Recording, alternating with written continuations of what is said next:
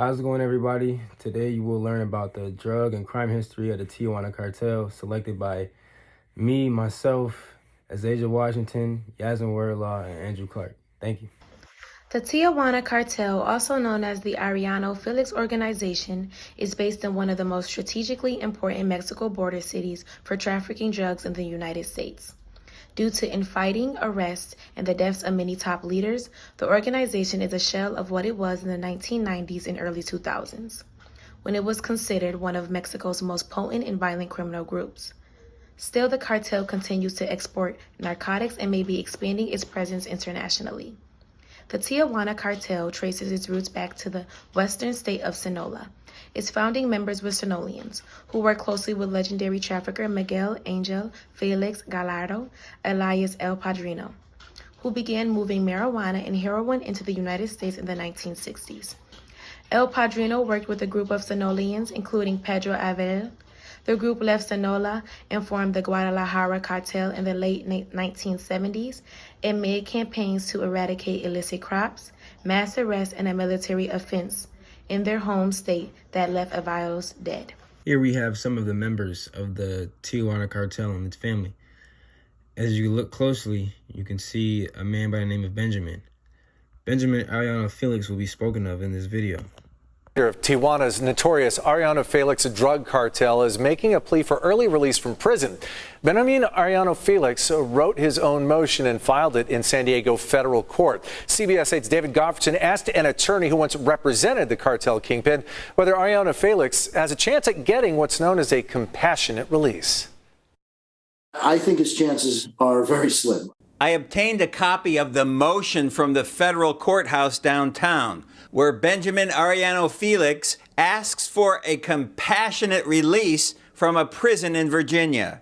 In 2012, Mr. Arellano was sentenced to a term of 25 years in prison for a nonviolent drug trafficking offense. According to Del Rio, crime rates have increased across 32 different Mexican states in the past 10 years. This is due to the AFO's leadership being caught and executed. From here, the various cartels have tried to divvy up the Tijuana cartel's territory for themselves. Since 2013, in the first 4 years after the AFO's leadership has been executed, the total number of drug-related murders have increased by 415 deaths. In Tijuana, besides drug crimes, there are other criminal activities such as money laundering and gun crimes.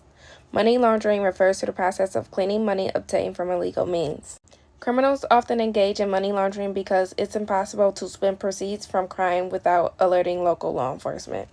They bring in the profits of crimes like drugs or firearm sales to Tijuana and deposit it in places like casinos before withdrawing it and claim money. Gun crimes include everything from storing a firearm neglectfully to transporting a firearm into Mexico, irrespective of whether you intended to. Gun crimes are primarily committed by gang members retaliating against one another over cross-border criminal activities like drug trafficking. These drug crimes can result in homicides occurring from guns being smuggled from the U.S. According to Nix et al., the cartels utilize social media with scary efficacy. This has led to an increase in recruiting and the planning of their drug operations, which allowed them to expand outwards into the U.S. at a much faster rate than in the past. The Tijuana drug cartel has now been placed on the FBI's 10 most wanted list. $2 million has been offered for his capture. More now from NBC's George Lewis.